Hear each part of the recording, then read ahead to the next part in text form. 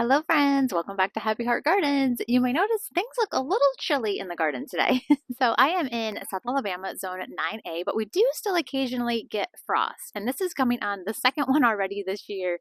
And it's a little bit early, but we've already had another one early too. Anyways, I thought I would just go over some of the things that I do for frost protection, some tips and tricks, and show you my setup. Now, I do a fall winter garden, and what I grow in there are my greens like broccolis, kales, mustards, lettuces, cilantro, dill, all those cool weather loving crops, carrots, that types of thing. And they can handle like cooler temps.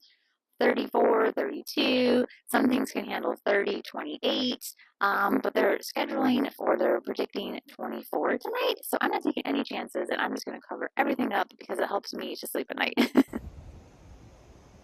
First up, I just want to show you different types of frost cloth. Now you can use sheets, fabric like that. I like to use frost fabric, but not all frost cover is created the same. So it's going to come in different weights, ounces. So this you can see like it's very see-through. This is maybe like a ½ ounce or an ounce frost fabric. And that's not going to give you as much protection. So the different ounces means how many degrees of protection, as opposed to something like this. Let me get this single apart here. You can tell this is a lot thicker. This is, I believe, a 2½ ounce. This is going to give me close to 8 to 10 degrees of protection, as opposed to something like this that might only give me a couple degrees. So I like to find the heaviest ounces that I can find because I want the most protection. If I'm going to take the time to put these all on, plus of course buy the material, I want to make sure that my plants are going to be protected. So I have lots of frost cloths here, as you can see. Just keep accumulating them as the garden grows, and also have different clips. I like to just use these metal clips because I have wooden raised beds and these fit on great. The metal is better than the plastic, just lasts a lot longer. Also have some small ones for the metal beds because of course they're smaller. And then I also use mesh baskets with plastic baskets with some flowers. I'll show you what I do with those later.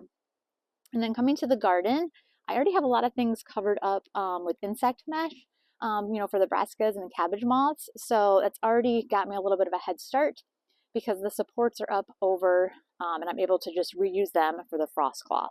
So when you're putting frost cloth on or sheets or whatever like that, you want it so that the material is not touching your plants if possible. So you can see this is up and over, so I can just easily throw the frost cloth on, clip them down with the existing clips, and that'll be ready to go. I just leave the insect mesh on because when I take the frost cover off, I'm going to be using that again, so no point in giving myself extra work.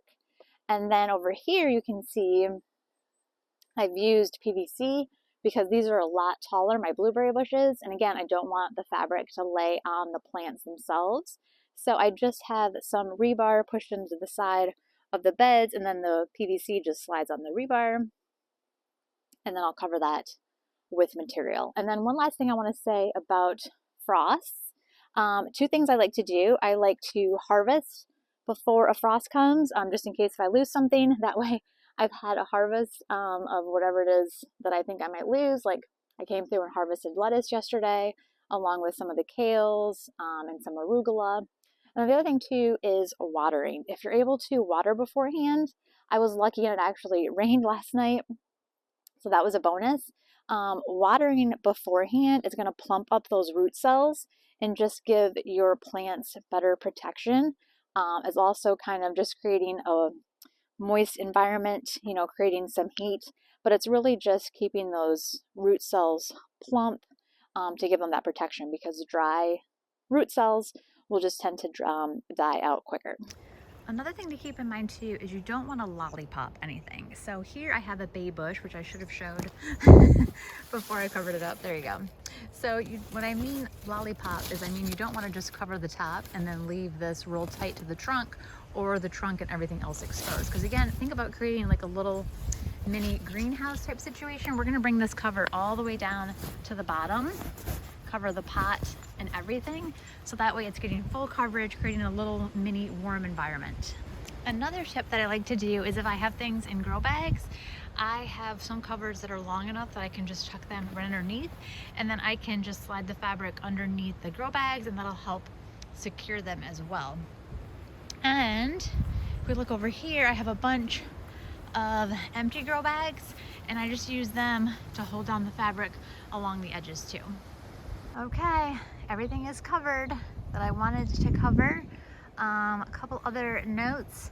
I have gone and used empty grow bags just for like to keep the cloth down in spots. I also will take empty grow bags and turn them upside down and use them to cover plants. I have not covered up any of the cover crops or my turnips. Just gonna leave it and see what happens. I will take these peppers and grow bags into my garage. Another reason why I love the Smart Pots, makes it really easy to move in tender plants. Plus there are just so many uses for them. Like I said, using them to hold up fabric, using them upside down for frost support, just tons of options. So here we are. We will see what the frost brings, how cold we get, and hope all is well. Now normally I would not cover my blueberries, and I only covered them this time because they are budding and I don't want to lose you know, the fruit, because the buds of course will turn into the flowers, which will turn into the fruit. So that's why I covered them up, but normally I leave them and they are just fine. But with them budding, I didn't want to take any chances. And I have tons of volunteer flowers here, but I don't have any more fabric, and we're just gonna let it go. I mean, they'll come back. If not, I have lots of flower seed and we'll just plant more. And I'm sure some of this looks like a lot of weeds too, so hopefully it gets the weeds. But as always, thank you so much for watching. Be sure to like and subscribe if you have not already. If you have any questions, please drop them down below. And happy growing, friends. Stay warm.